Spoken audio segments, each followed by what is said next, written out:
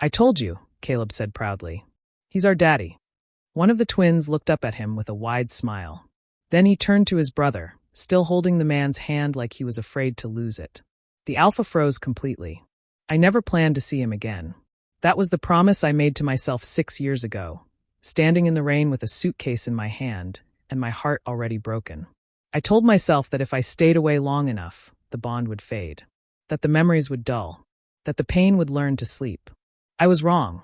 Christmas Eve came with lights too bright and music too loud. A rich hotel ballroom filled with people who smelled like money and power. I didn't belong there. I knew that the moment I stepped inside. I was only there because I needed the money. Just one night. That was all I told myself. One night working the charity event. One night smiling politely. One night pretending my life wasn't stitched together with secrets. Then I would go home. Back to my small apartment. Back to my boys. Back to safety. The twins were with me because my babysitter canceled last minute. I didn't want to bring them. I really didn't. But I had no choice. They were dressed in matching sweaters. Red. Too cute. Too noticeable. Stay close, I told them again, crouching down to their level. Hold my hands. Don't let go. They nodded seriously, like they always did when I used that tone. Big eyes. Small hands. We will, one of them promised. I believed them. That was my mistake. The ballroom was crowded. People moved like waves. Someone called my name. I turned for just a second. 1 second to answer. And that was all it took. I felt it before I saw it. A sharp pull in my chest. Like a wire snapping tight. Like my body had recognized something my mind refused to accept. Daddy. The word cut through the noise. It didn't sound loud. It didn't need to. It landed directly in my chest. I turned. Caleb and Colin, my twin boys, were standing a few steps away from me. Both of them had their small hands wrapped around a man's suit sleeve. They were dragging him gently, stubbornly, like they had already decided he belonged to them. The man stood still. Tall. Broad shoulders. Black suit that probably cost more than my yearly rent. Calm posture. Power written into the way he breathed. I knew that back. I knew that presence. Alpha Killian. My alpha. The man I left behind. Caleb looked up at him with a wide smile. Then he turned to his brother, still holding the man's hand like he was afraid to lose it. I told you, he said proudly.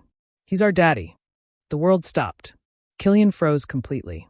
His hands stiffened in theirs. His body went tense, like an animal that sensed danger, but didn't know where it was coming from. People around us kept talking, laughing, drinking, but our little space felt sealed off. Quiet. Heavy. I couldn't breathe. I rushed forward, heart pounding so hard it hurt. I'm so sorry, I said quickly, pulling the boys back to me. My hands were shaking. They're confused.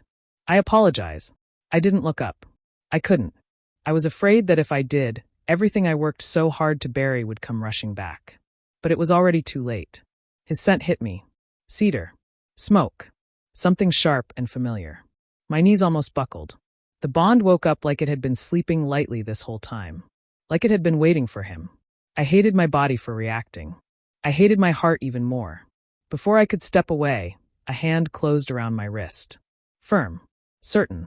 Not painful. Not gentle. Just final. I gasped and looked up. His eyes met mine. Gray. Cold. Then shocked. Then dark. He knew me. I saw it in the way his breath caught. In the way his grip tightened just slightly, like he needed to make sure I was real. Luca, he said quietly. Just that. Just one word. My name sat on his tongue unspoken, heavy with everything we never finished. I tried to pull away. Please, I said. Let me go. He didn't. Instead, his eyes dropped. To the twins. Slowly. Carefully. He studied their faces like he was afraid of what he might see. The shape of their eyes. The line of their noses. The familiar tilt of their heads. His jaw tightened. Why do they look like me? He asked. My heart cracked. Before I could answer, a soft laugh sounded beside him. Oh! Remy, a beautiful Omega, stepped closer, looping an arm through his. Perfect hair.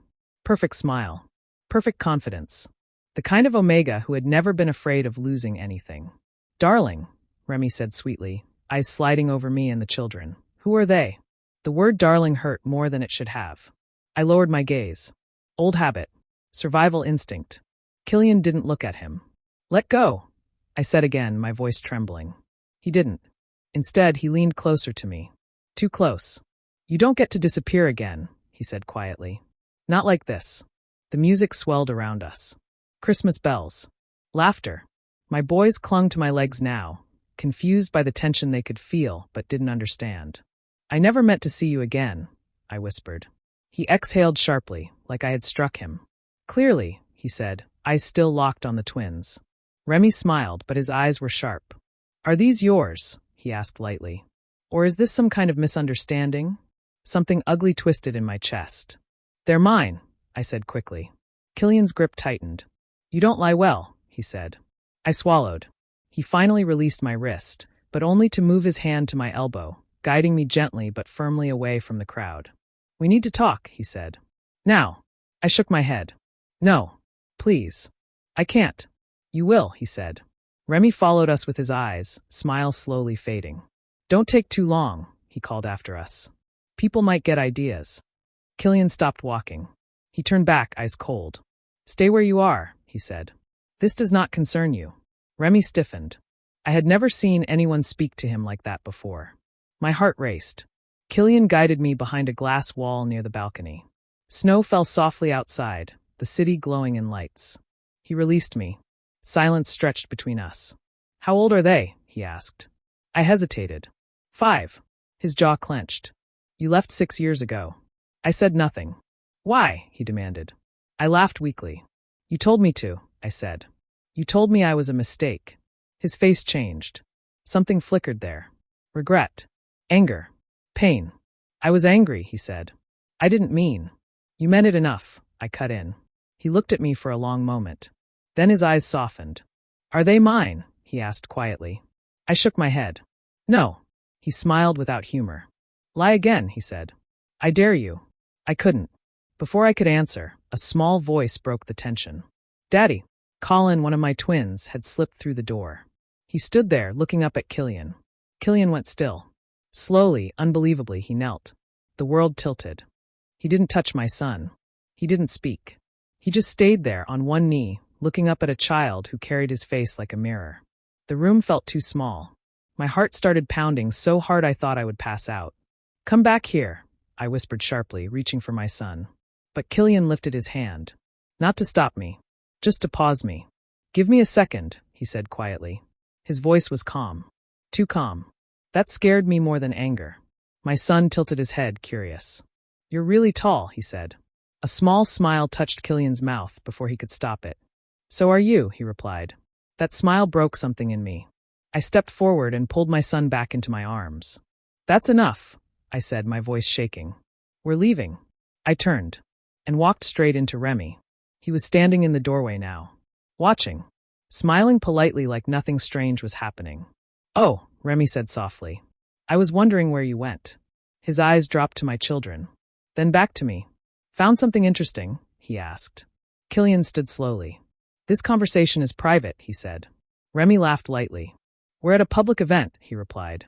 Nothing here is private. I felt small, exposed, trapped. Remy crouched in front of my boys, his smile warm and false. You two are adorable, he said. Are you lost? No, my son replied immediately. We found Daddy. Remy froze for half a second. Then he laughed. How sweet, he said, standing back up. Children say the funniest things. They don't lie, Killian said flatly. Remy turned to him, eyes narrowing just a little. Darling, he said softly, don't let a stranger confuse you. Something snapped. Do not speak about him like that, Killian said, his voice low and dangerous. Remy's smile slipped. I had never seen an alpha draw a line like that in public. People nearby were starting to look. I grabbed Caleb's and Colin's hands. We're going, I said. Killian stepped in front of us. No, he said. Not yet.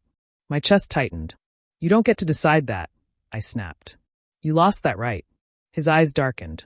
You left, he said. Because you told me to. I shot back. Silence fell between us. Remy looked back and forth, sensing something big, something ugly. What exactly is going on? He asked. Killian didn't answer him.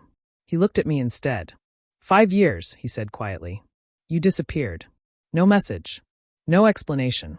I was pregnant, I whispered. The words slipped out before I could stop them. Remy laughed sharply. Oh please, he said. That's the oldest trick. Enough. Killian's voice cut through the room like glass. Remy stared at him. You're choosing him? He asked, disbelief clear on his face. I'm choosing the truth, Killian replied. My legs felt weak. I tightened my grip on my son's hands. Please, I said softly. Let us go. I don't want trouble. He looked at me, Luca, pain flashing across his face. You don't get to decide that alone anymore, he said. Not when children are involved. That word again. Children.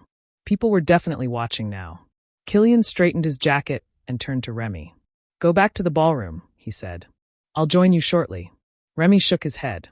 No, he said. I'm not leaving you alone with him. Killian leaned closer. This is not a request. Remy stiffened. Then slowly he smiled. Fine, he said. But don't forget who stands beside you. He walked away. I felt like throwing up. Killian turned back to me. Come with me, he said. I said no. He sighed. Then we stand here, he said. And everyone hears. I swallowed. Don't, I whispered.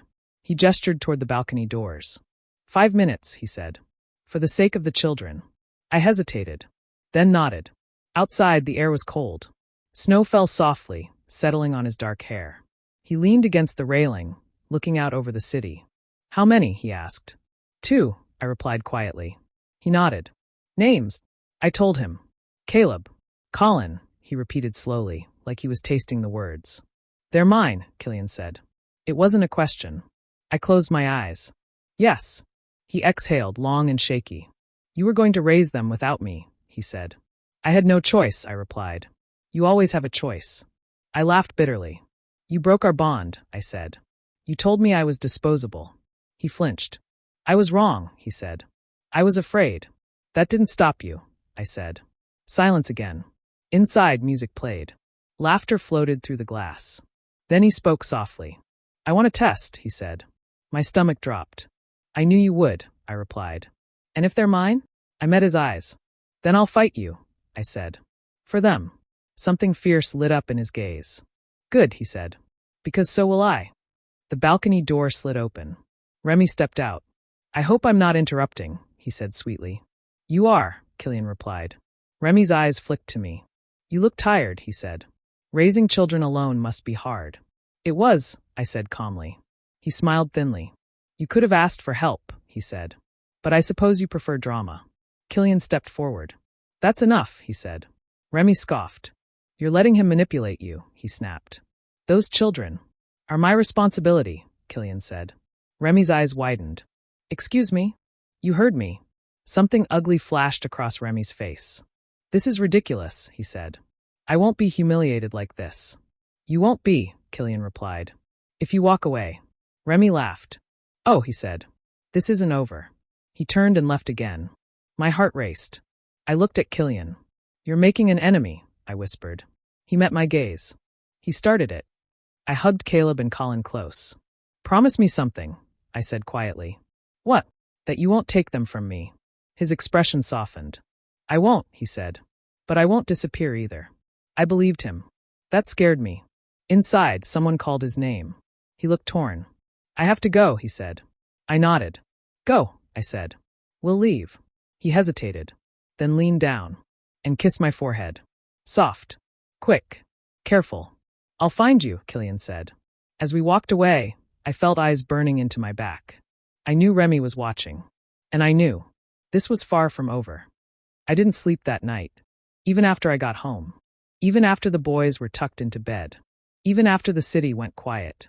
Every time I closed my eyes, I saw Killian kneeling in front of my son. Every time I breathed in, I felt his scent like a ghost still clinging to my skin. I told myself not to hope. Hope had ruined me once already. Morning came too fast. My phone buzzed just as I finished making breakfast. Unknown number. My heart knew before my mind did. Hello. I said carefully. It's me, Killian said. 2 words. And my chest tightened. I told you I'd find you, he added. I leaned against the counter. How did you get this number? You never change it, he replied softly. That hurt more than it should have. I want to see them, he said. Today. I hesitated. There will be conditions, I replied. Name them. They don't leave my sight, I said. You don't tell them anything yet. And your Omega stays away. Silence. Then, Remy won't be a problem, he said. Something in his voice made my stomach twist. We met at a quiet park. Neutral ground. Open space. Witnesses everywhere. The boys were nervous at first. Then curious. Then laughing. Caleb and Colin. Killian didn't touch them right away. He watched. Like a man afraid that one wrong move would make everything disappear. When one of them finally climbed onto his lap without asking, I saw his hands tremble. You okay? I asked quietly. He nodded, eyes shining. I didn't know I could feel like this, he whispered. That was the first crack in my walls. The test results came 2 days later. I already knew the answer. Still, when Killian read them, he sat down hard. Mine. No doubts. No excuses. He looked at me, Luca, like the ground beneath him had shifted. I missed everything, he said. You missed us, I replied. He didn't argue. Then came the storm. Remy didn't take it quietly. Messages. Calls. Apologies that turned into threats when they didn't work. Then lies. He went public. Claimed I was unstable. That I planned everything.